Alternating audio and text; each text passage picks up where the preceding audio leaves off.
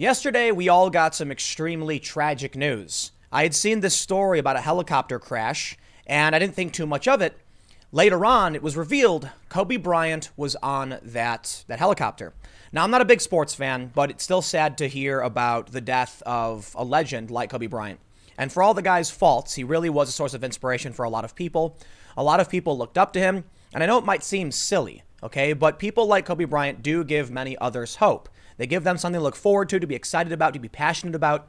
Here's a guy who was one of the best, and I completely understand why people look up to athletes and people of great stature. So it is really, really sad to see that, Kobe lost his life. So, my condolences to all of his family and to his kids, to all of his fans. It's a big bummer, I think there are a lot of people who are really nasty, and there are a lot of people who are just, kind of regular people who are sort of leading the charge, inspiring people. Kobe was a good dude, as far as I'm concerned. Now I'll tell you something else. Everybody has bad things in their past. Some things are worse than others, but there's a reason why when someone passes away, we are typically just positive about them, and we don't want to play stupid games of bringing up the worst things about their lives. The fact is, Kobe Bryant's life was an overwhelming net positive for everyone, but he does have some bad stories. Upon his death, and we're all sad, and it's not even been a day yet. So, I apologize if this news is too soon, but I think it needs to be addressed.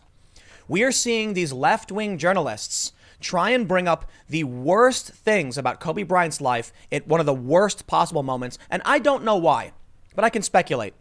We now have news that a Washington Post journalist was suspended after tweeting link to a 2016 story about Kobe Bryant's rape case just hours after he died in a helicopter crash. The Daily Mail reports Felicia Sonmez is a national political reporter for the Washington Post. She was suspended by the newspaper on Sunday after controversial tweets. Sonmez was roasted for a post hours after Kobe Bryant died in a helicopter crash. She tweeted a link to the story. This is a story. It's a 2016 story. This story is 17 years old, okay? Kobe Bryant's, the accusations against him, 17 years ago. And she thought it would be appropriate to say, oh, the guy just lost his life. We're all really sad about this. The loss of a legend. I'm going to be, what? A wet blanket? Why? Now, I'll talk about these journalists and what they do and why they do it. But let me just start by saying she's not the only one. In response to this and the backlash, a BuzzFeed reporter did the same thing. You know why? I think these people are professional sticks in the mud, professional wet blankets. They just want to cause misery to people. This is why they lie about you. There's something wrong with them.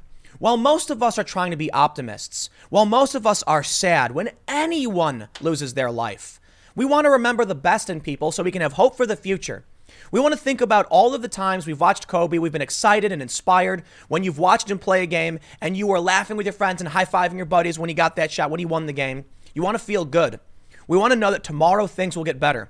We want to know that a week from now things will be better and we can dream for a better future for ourselves, for our kids, for our families, for our neighbors. Yet these people, for some reason, want to sit there with a scowl on their face and just throw mud. At our lowest point, they just want to cause pain. Let me read the news, and then I'll keep ragging on these journalists. And guess what? A BuzzFeed reporter did the same thing. Surprise, surprise, BuzzFeed. Why is it journalists? You know what I mean? They do this stuff all the time. You could take, it's like we talk about with Trump, right? What I said the other day is the common joke is like, Trump could run into a burning building to save a bag of puppies, like, a sack of newborn puppies. And the media would write a story about how, Trump's actions, he didn't crawl, and so the puppies inhaled too much smoke. And they would blame him for something. They just want to be awful. They want you to feel bad. I don't know why, but I think it's some kind of mental disorder. Let's read the story. They say, a Washington Post journalist has been suspended by the newspaper after she tweeted a link on Sunday to a years-old story about the Kobe Bryant rape case just hours after the basketball player legend and his daughter were killed in a helicopter crash.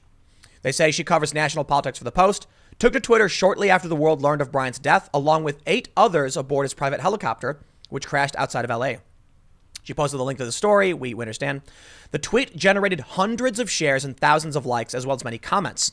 Sonmez says she has received death threats after posting the tweets. In follow-up tweets, Sonmez wrote, well, that was eye-opening. Okay, hold on. Never acceptable to send someone death threats. I actually don't even think she should be suspended, okay? But I understand why she was. I don't think she was suspended because there was some like moral moment at the Washington Post. I think they saw their bottom line was hurting because guess what? Kobe Bryant is a legend. Everybody loves and is sad about his passing. I'm seeing everybody on Instagram, you name it, musicians, pro skateboarders, those are the people I follow. So, but yeah, they're like, everybody's like, man, that's a bummer, you know? Listen, you don't gotta like anybody. You don't gotta like Trump. You don't gotta like Hillary. You don't gotta like Kobe Bryant. We can still recognize that Kobe was not this overt political actor. He wasn't somebody who was sticking his head in between fights. He was just a dude who was good at what he did, and he inspired others to be better for all his faults. We want to remember the best in people. So look, I don't think people should lose their jobs over stupid mistakes, right? I don't know why she thought it was appropriate to do. These people are weirdos. She should be told. She was told, okay? People emailed her. They sent her awful things. I think she got the point. I don't think she needed to be suspended, but, well, here we are. Not my call. I don't work for the Post. But I will add, not cool. Not cool sending threats to anybody. I don't care if she's tasteless and doing something. That's nuts. I will also add, I kind of, I don't really believe she got nearly as many threats as she's probably making it out to be. I don't think that's the case. I think people were just being really mean to her. But let's read. So she tweeted this. She said, well, that was eye-opening. To the 10,000 people literally who have commented and emailed me with abuse and death threats, please take a moment and read the story, which was written 3+ years ago and not by me. Any public figure is worth remembering in their totality. That's a cop-out excuse for a nasty person trying to kick us when we're down. That's sick. Could you imagine being at a funeral and someone gets up and says, but don't you all remember when this person did this horrible thing? You'd be like, dude, okay? You want to wait a week to talk about what it means to truly respect someone's full life story, the totality of their existence? You want to give us a moment to be sad? Dude, people are crying over this, man. And I get it.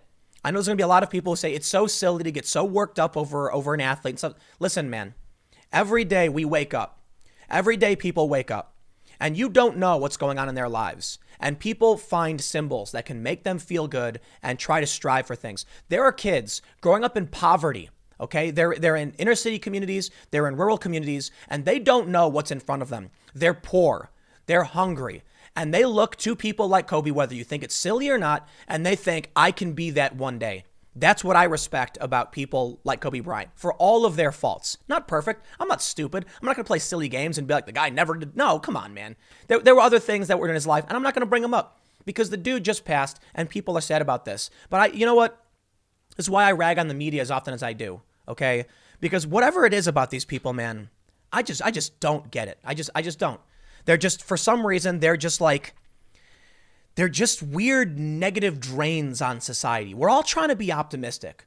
You know, we know that hurricanes happen. We know storms happen. We know fires happen. And we're just trying to hope for the best, keep a smile on our face so we can fight every day for something better.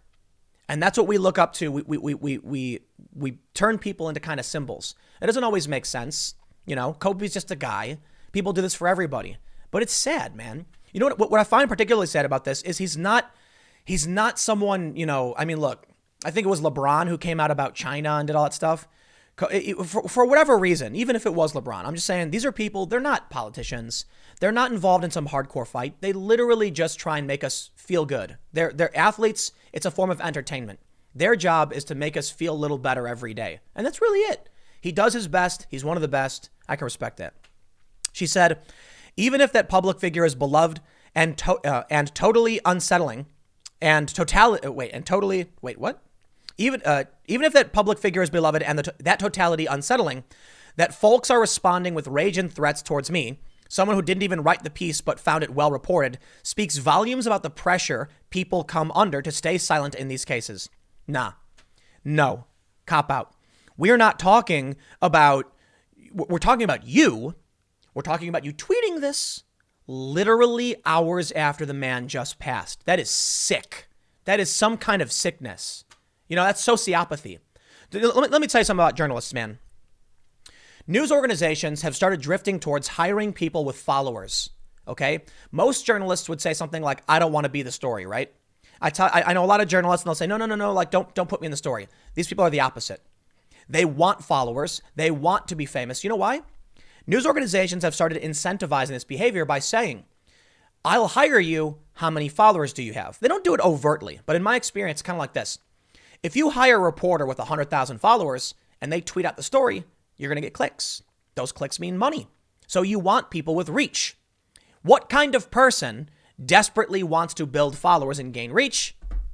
People who are narcissistic sociopaths? Okay, not every single person, but many of them. And I fully recognize I'm one of these people who tweets my feelings and gets a ton of followers and plays this game too. I'm not going to pretend it's not true. There is a certain thing about people like this where they want everyone to know what they think so they can build up followers. They tweet these things for shock value so they can get more access, more reach, and then make more money. For me, I left these news organizations because of behavior like this. Now, I certainly love my own opinions. Like, come on, I'm pretty arrogant too. I get that.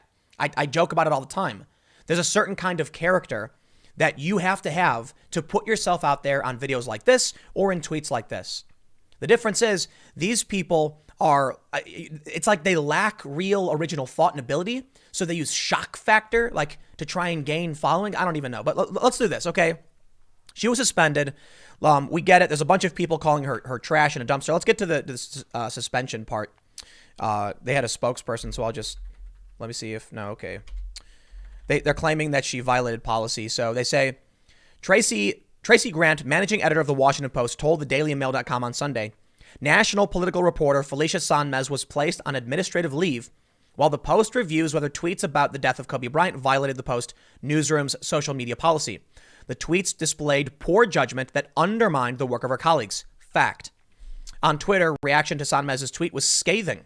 What a disgusting post from Washington Post reporter Felicia Sonmez immediately after Kobe Bryant and his daughter's death, tweeted one user. Oh, and it's worse. There is a lot in here. So I'll tell you this. I don't know if she should be suspended, but let's be real. It's administrative leave, so she's probably still getting paid, and now she just doesn't work. So I don't know if that's punishment. Okay, here's a vacation. Congratulations, you've earned it. But her tweets, whether, you know what, I'll do this, okay? You get the point. They're claiming she violated some policy or may have. I don't think that's the case. But let me show you this. Welcome to BuzzFeed. Addie Baird tweeted the exact same thing about Kobe Bryant. I'm actually sickened that I'm even showing the tweet. I think it's gross. But she tweeted it. It's got 196 retweets. A lot of people thought it was appropriate to share the story just after the man passed. What is wrong with these people? I just can't figure it out. They just want to rain on our parade. They want everyone to feel as bad as they do, I guess. Hey, it's like they say, misery loves company, right? You must be a truly miserable person to sit there as people are crying and mourning the loss of a legend and then look people in the eye and say, oh yeah, and scowl and throw this mud right in their face. Like, how utterly disgusting, man. So, of course, this I cover Democrats in Congress for BuzzFeed News, proud union gal, is doing the same thing. And I don't know if this was before or after. I'm assuming it was after, and I'm assuming it was in response to the backlash this Felicia Washington Post reporter got. But how hard is it? How hard is it to let people mourn? How hard is it to try and be positive? I'll say it again. Could you imagine being at a funeral and then people like this show up? And they're like smugly sitting there like, yeah, but he was accused of this, that, and this. It's like, dude, please. Okay. We're supposed to be trying to make the world a better place. And they often talk about how millennials are doing worse than the previous generation. There's an article about this from CNN about 2 weeks ago. And I was thinking about it like, why is it that millennials are doing worse than the previous generation? I actually don't blame the boomers to a certain degree. Like, I'm not going to pretend like they destroyed the world and now millennials can't succeed. I'll blame them for their parenting, okay? Because they raised people like this. I'll tell you what, if your whole thing is to be a wet blanket, a net negative, a crab in a barrel, don't be surprised if you just make your life and everyone else's lives miserable. Like these people are literally sitting there saying, I hate my life and I hate myself, so let me make sure you suffer too. I don't dig it. You know what I like to do? I like to do the inverse. There's a story I tell, I don't know, maybe once every 7 months because I love this story. I was riding in a cab from Manhattan to Brooklyn. Now, here's a little secret most people don't know. Cab drivers in Manhattan can't pick up fares in Brooklyn, or at least they couldn't several years ago. I don't know if they've changed it by now. So if you hail a cab in Manhattan, sometimes they crack the window and say, where are you going? We say Brooklyn, they speed off. They're not allowed to do that. It's illegal. But so I get in this, I hail a cab, I get in, and the guy says, where are you going? And I say, Brooklyn. And immediately he's like, oh, he's all angry. He's all pissed off. And he drove like a jerk. And I was really not enjoying that ride. I'm like, dude, this is so uncomfortable. The dude was complaining the whole time. So you know what I did to show him what for? When we finally got to my apartment, I gave him a 100% tip, $25 on top of 25. And the dude was shocked. And he literally was like, oh, thank you. Oh, he said blessings to my family. And I said, hey man, I appreciate you were willing to drive me to Brooklyn. And hopefully this will get you back and you won't got to pick up another, because you can't pick up a fare. And he was like, yeah, of course. What he was angry, he had a bad day. And he was probably thinking, now I'm going to go to Brooklyn and I got to drive back from Brooklyn. I can't pick up a fare. I'm going to lose money. So I said, okay, I know not everybody could tip like that, but I threw an extra $25 because here's what I was thinking. If that dude leaves my apartment feeling angry, he's going to pick up another fare and that guy's going to sit in there and he's going to be angry and it's going to make the passenger angry and it's going to create this big rippling effect of anger. So you know what I thought? I was angry at the guy. I was not happy with him treating me that way. But I was like, you know what? Here's what I'm hoping. And maybe he was just a bad dude. I don't know. But by giving him that good tip, now he's all happy. All of a sudden, his day is going really, really well. And he probably felt a little guilty for being so mean to me when I took care of him. But the next time someone gets in that car, you might have a guy in a suit, businessman or woman. They sit down, they're all grumpy. And then they get in this cab. This cab driver is all smiling and happy, having a great day. And he's like, hey, cheer up, man. Things will turn around. I hope you're having a good day, too. And then the people in that new passenger might say, yeah, you know what? And that might create a wave of positivity. See, these people are the opposite of that. I recognize that there is a cycle of anger and hate that can persist. And we want to do our best to shut that down. And so I think sometimes the solution is counterintuitive. Hey, this guy's being mean to me. I know how to show him up. I'll be doubly nice to him. Because also you got to understand there's even a bit of comeuppance. Like, oh man, that dude must feel so guilty that I was just like a smile, a handshake, and a big tip. He probably felt bad.